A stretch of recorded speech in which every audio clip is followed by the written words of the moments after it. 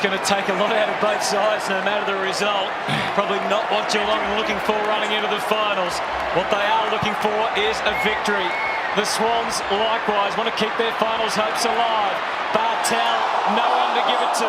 Moore was there. Eventually Stokes came to lend a hand. Bit of a push, bit of a shove. Well done by Grundy. Mark Pay. Geez, an improved player, isn't he, Grundy? Thank you. He looked to be really battling for his career up until this season. He's found his niche at centre half back. Lots of Geelong jumpers there. Ablett in familiar style, taking on the world and winning. Corey to half forward. Mooney. Will he keep it in? Well, he tries to. Not sure. Oh, he didn't keep it in. He tried hard, Cam Mooney. Yeah, It was a late whistle. it was. He was a long way back. You'll get to see where he is, actually. Thanks, big fella. Fair way back, but yeah, good call. Now give us a decent throw-in, son. Geelong by 4. He's tired too.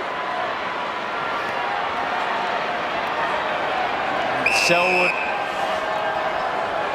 Familiar pose. I'll tell you the what. last man to hand it to the umpire. It's one-on-one all over the ground. No players behind the ball. Both coaches saying if we're good enough, we'll win it on merit. No sign of Nick Davis lurking around the boundary line, is there, Hunter? Steve Johnson better be careful. Steve Johnson and Craig Bolton. I don't think the umpires saw what happened there. I'm not sure I did either, but Bolton's down. We are into the last 5 minutes. Geelong by the skin of their teeth. Gillies giving it up.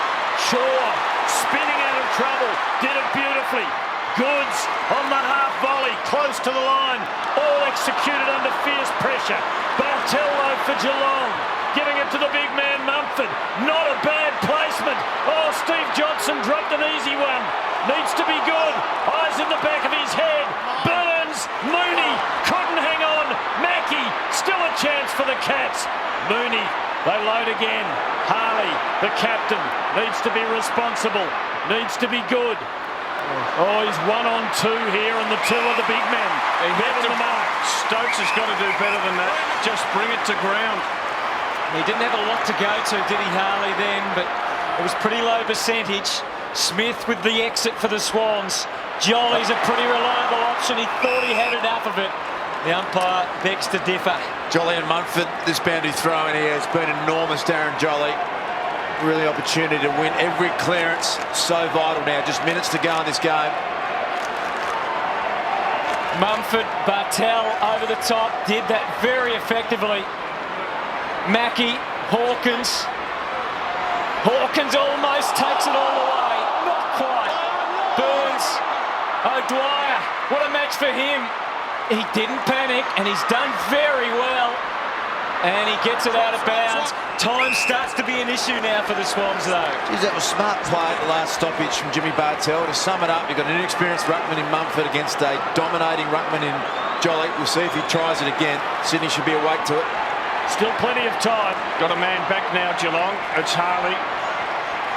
Jolly the better of things there. Barlow gains some territory. Geelong with the numbers. Enright and Harley. And Enright's the last man standing. O'Loughlin's found a new lease of life. But Geelong hold. Scarlett to Mackie.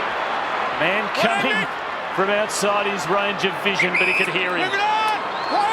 Umpire calls play on. Time important here. Scarlett. Too early for Geelong to start icing it. And this is interesting, Tim, because it goes against the grain of the way they played and the way they played so well. So they've slowed it down. It's just that Swans are back in such numbers. Mackie has been very good in this crunch game.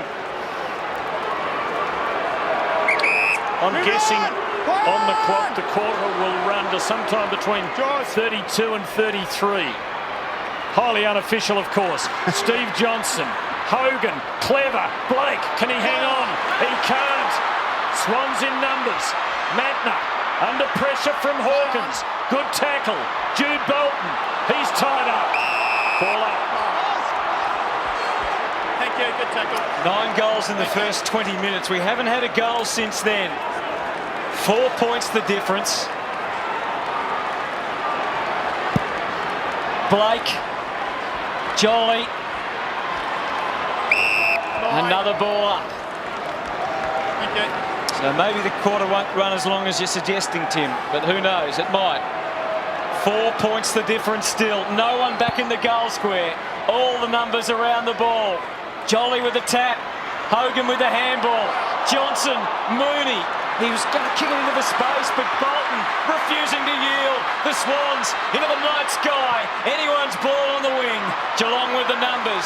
Enright, they're going to go back. Retrace the steps across half back. Scarlett will be in no hurry, and he could go into the middle, and they've still got Harley loose.